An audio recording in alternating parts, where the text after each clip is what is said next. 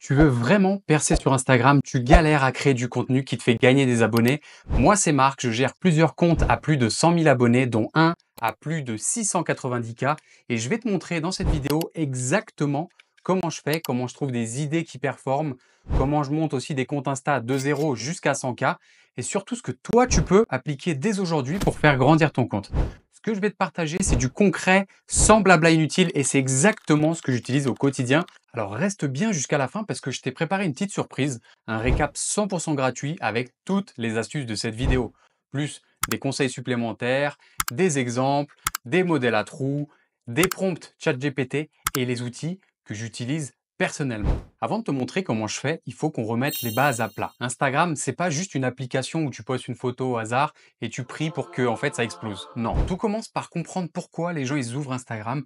Quand quelqu'un se connecte, il ou elle va chercher à se divertir, à apprendre quelque chose, à s'inspirer, à s'évader un peu, ou à suivre des personnes qui sont drôles, attachantes, charismatiques, ou juste des gens qui leur ressemblent. Et si tu veux que des personnes s'abonnent à toi, il faut que ton contenu y réponde à au moins un de ces besoins-là, c'est la base. En fait, il y a trop de gens qui oublient ça et qui vont se perdre à chercher des hacks, des outils magiques, des idées de format miracle, des astuces, alors qu'ils passent complètement à côté de l'essentiel, leur contenu. Et vraiment, crois-moi, le seul hack, c'est ton contenu. Si tu bosses ton contenu, si tu sais captiver, si tu sais apporter de la valeur, si tu sais toucher les gens, alors tout le reste va suivre. Les abonnés vont arriver, l'argent aussi, si tu veux monétiser, les opportunités, les collaborations, les marques, les rencontres, etc. Toutes les belles portes ouvertes que tu n'imagines même pas.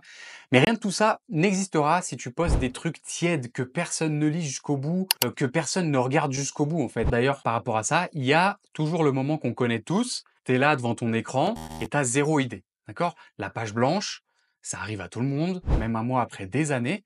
Mais la bonne nouvelle, c'est que tu peux t'inspirer à peu près partout. D'abord, tu peux repérer les posts qui ont cartonné dans ta niche. Tu regardes les likes en dessous, les vues, le nombre de vues si c'est un réel, le nombre de partages, maintenant c'est visible. Et en fait, tu observes le sujet, le ton, le style, et tu prends cette idée principale pour en faire une version à ta sauce. Tu peux ensuite, par rapport à ça, demander à ChatGPT ou à une IA comme Claude aussi, qui est très performante, de t'aider à la décliner ou de t'en proposer des variantes. D'accord? Pareil sur YouTube. Tu tapes un mot-clé qui est en lien avec ta niche, comme confiance en soi par exemple, tu regardes les vidéos les plus vues et tu te demandes qu'est-ce qui a, selon toi, fait le succès. Est-ce que c'est le titre? Est-ce que c'est le sujet? L'approche? L'angle abordé? La structure? Et ensuite, tu peux adapter ça au format Instagram. Sur TikTok aussi, tu tapes un mot-clé et tu vas observer les concepts qui font des millions de vues. Tu copies pas, surtout, mais tu t'inspires. Ça, c'est OK. Tu peux réinterpréter à ta sauce et ça, c'est super efficace. Moi, ce que j'adore aussi, et c'est ça le nerf de la guerre, c'est regarder ce que font les créateurs à l'étranger, pas en France.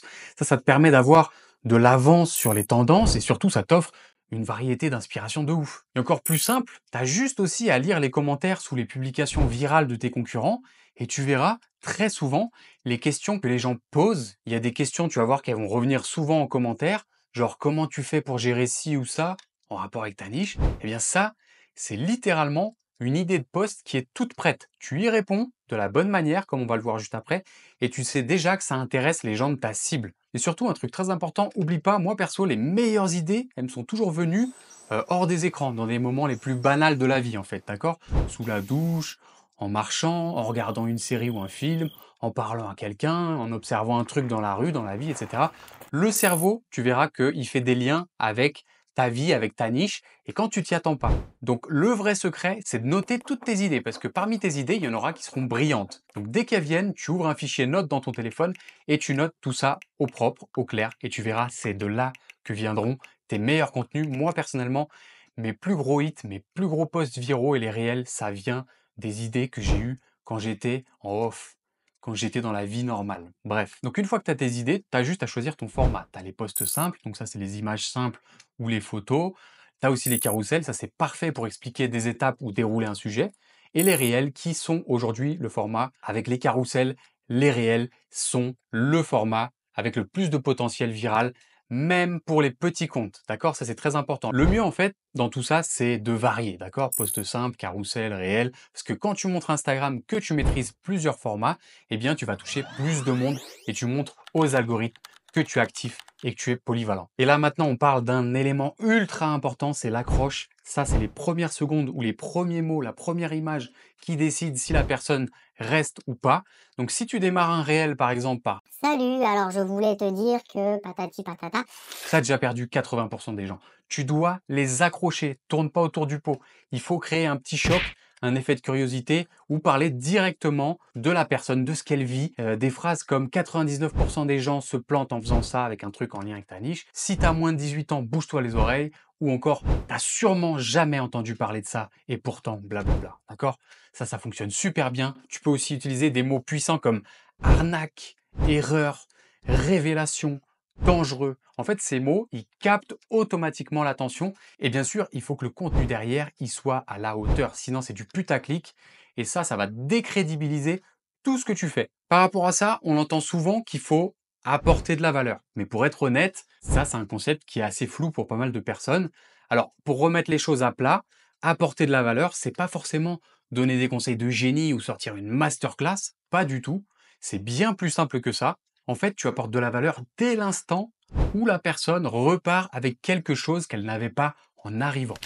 Un petit truc en plus, une idée, une sensation, une émotion, une nouvelle information, une prise de conscience aussi. En fait, peu importe, ça peut être une info utile qu'elle ne connaissait pas, un conseil tout simple mais qui va l'aider à avancer, un outil ou une astuce qui lui fait gagner du temps ou de l'énergie ou de l'argent, un contenu qui la fait sourire, qui la fait réfléchir ou qui va la toucher en plein cœur, un message qui lui fait du bien, qui la rassure ou qui lui donne un petit coup de boost, ou même juste en fait le fait qu'elle se sente moins seule.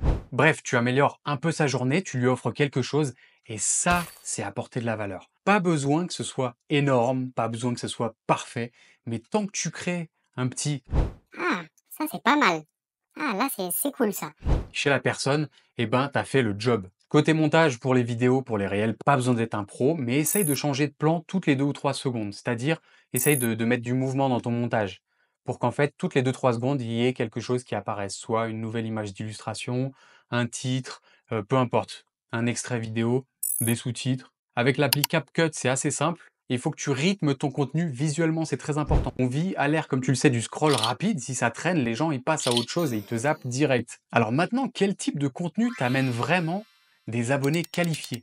Ceux qui vont te suivre, ceux qui vont liker, qui vont interagir et même acheter plus tard. D'après mon expérience, il y en a 5 qui cartonnent.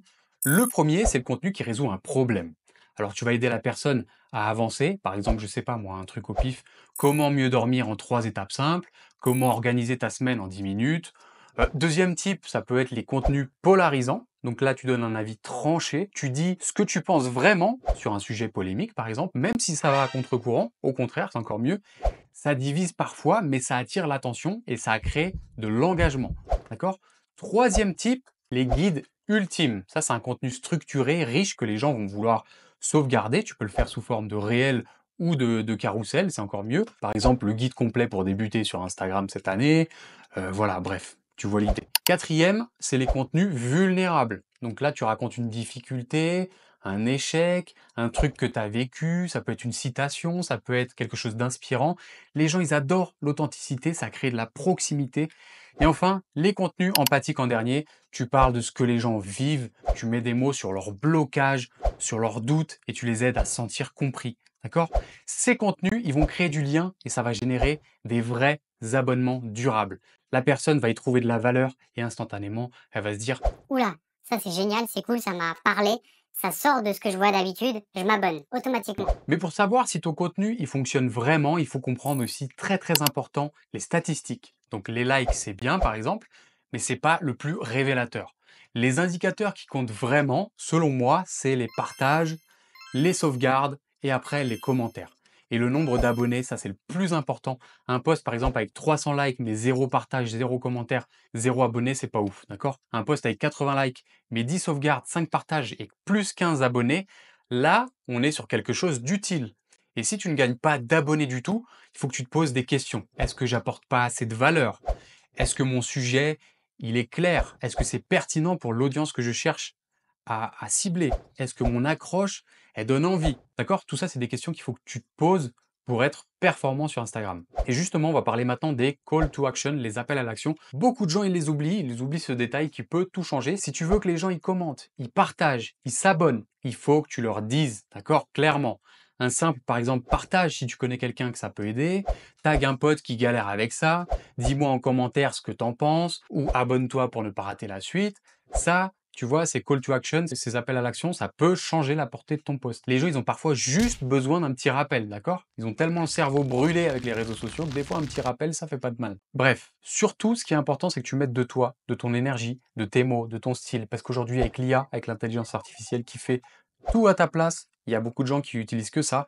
Ce qui fait vraiment la différence, c'est toi, c'est l'humain qu'il y a derrière, c'est ta sincérité, c'est ton humour, c'est ta façon de voir les choses. C'est ça qui crée de l'attachement, c'est ça qui donne envie de te suivre. Tiens d'ailleurs, comme promis, j'ai tout compilé dans un récap PDF gratuit avec en bonus des modèles de posts, des prompts pour t'inspirer sur ChatGPT et mes outils préférés. Le lien est dans le premier commentaire épinglé, juste en dessous. Et oublie pas, si tu as aimé la vidéo, n'hésite pas à t'abonner. On se retrouve très vite dans les prochaines vidéos.